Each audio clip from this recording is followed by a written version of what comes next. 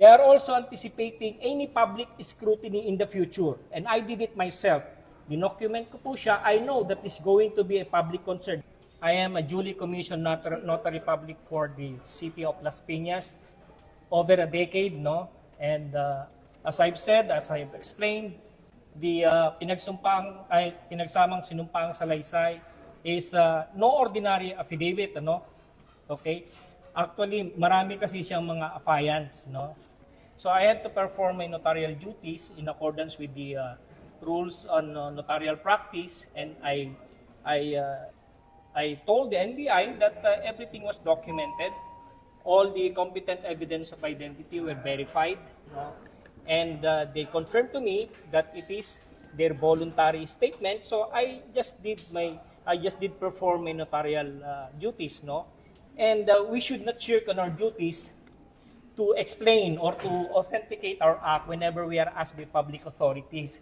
That's what I did today, and thank you. Sir, humarap ba yung 18 ex-Marines nung nag-notarize kayo ng affidavit nila? Yes po, they subscribed the pinagsamang sinumpang salaysay on my front, no? And I verified all their identities and I administered the oath as expected of me as a notary public. Sir, the director said it's very unusual to have one affidavit for all 18 affiants. Sir, kayo po ba As I've said, doubts there? it is not different from all the affidavits that we do notarial acts for, no? It is a mere affidavit, only that there are so many affiants. The only problem with us is to how to squeeze it in the notarial register because there are 18 of them. Plus one, the witness, si Bishop. So yun lang naman ang kaibahan doon. Our duty is just ordinary, administer the oath. They affirm it, and we are bound to administer the oath because they confirmed that it is their voluntary statement and allegations contained in the affidavit. So ganun lang, hindi po unusual yon. Meron namang mga affidavit na joint marami. Ito lang kasi 18, no? Nasabi nga rin po ni Ombudsman Remulla na magkakasama sila palagi, alam nila lahat ng nangyayari. Ganito po yan. Ang notary public po, wala pong alam yan kung ano po yung nilalaman ng statement na yan or yung salaysay na yan. Ang trabaho po namin, alamin namin kung yun ay pinirmahan ng kusa, walang pangako, walang gantimpala, walang pera, hindi sila pinwersa. At kapag yan ay kinumpirma nila sa amin, i-administer namin yung oath nila. Yun po ang trabaho namin.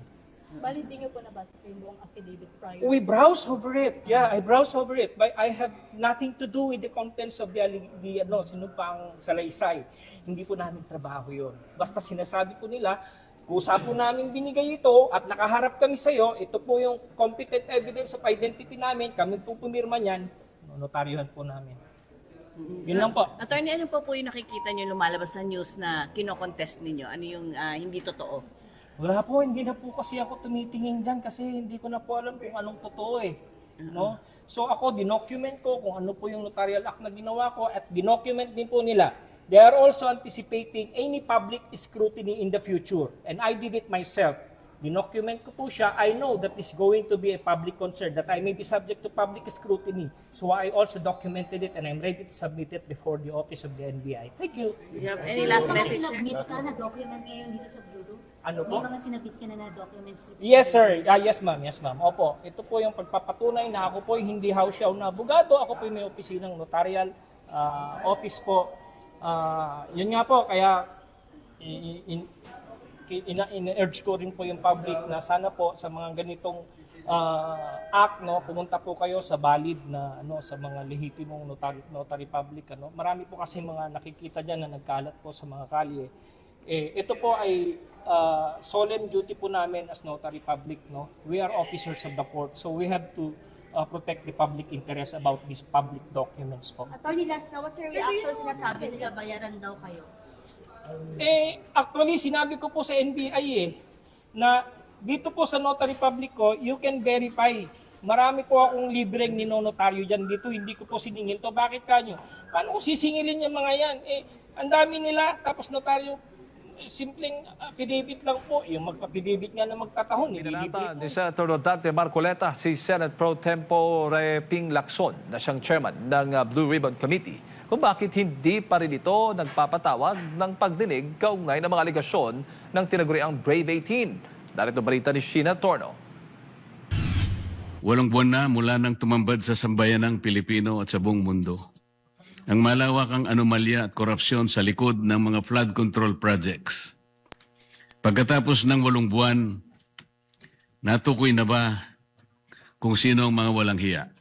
Ito ang mainit na panimula ni Senator Rodante Marcoleta sa kanyang privileged speech sa sesyon ng Senado nitong Lunes. Sumentro ang kanyang mensahe sa tila naantalang investigasyon sa flood control scandal. Binanata ni Marcoleta si Senate Pro Tempore Ping Lacson na siyang chairman ng Blue Ribbon Committee kasi hindi ito pagpapatawag ng pagdinig sa alegasyon ng 18 ex-Marines. Imbes na magpatawag anya si Senator Lacson ng pagdinig, ay inunahan na umano nito ang pagdududa sa mga dating sundalo na naghatid ng mali-maletang pera kina Pangulong Bongbong Marcos, dating House Speaker Martin Romualdez at kay Zaldico sa kanilang bahay sa Forbes Park, Aguado sa Malacanang at sa opisina sa House of Representatives.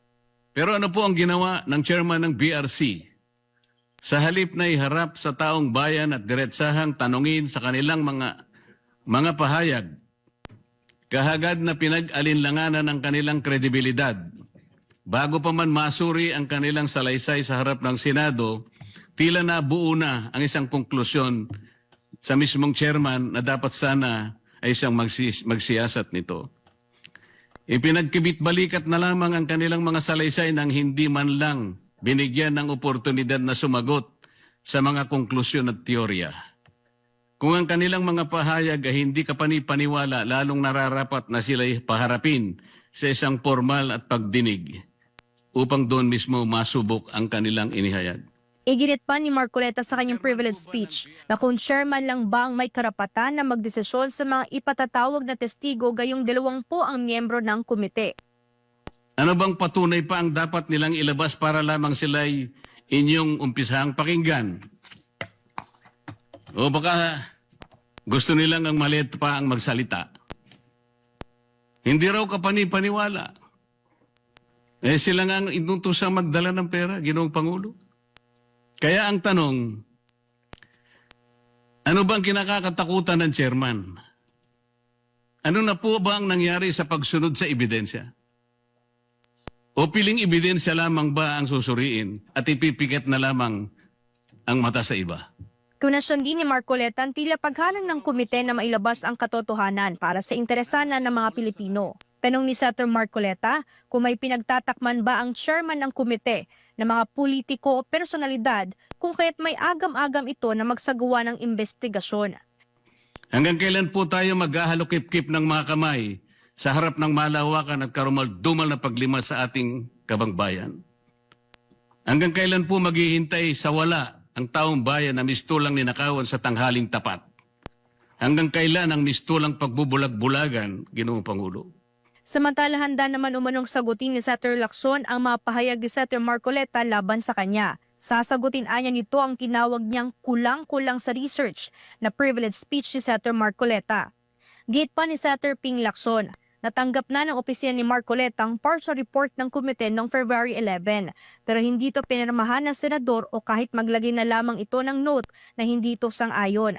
Dagdag pa nito na bilang chairman siya ang unang pumipirma sa report bago ito ipasa sa iba kaya hindi totoo ang sinabi ni Senator Marcoleta. Para sa Diyos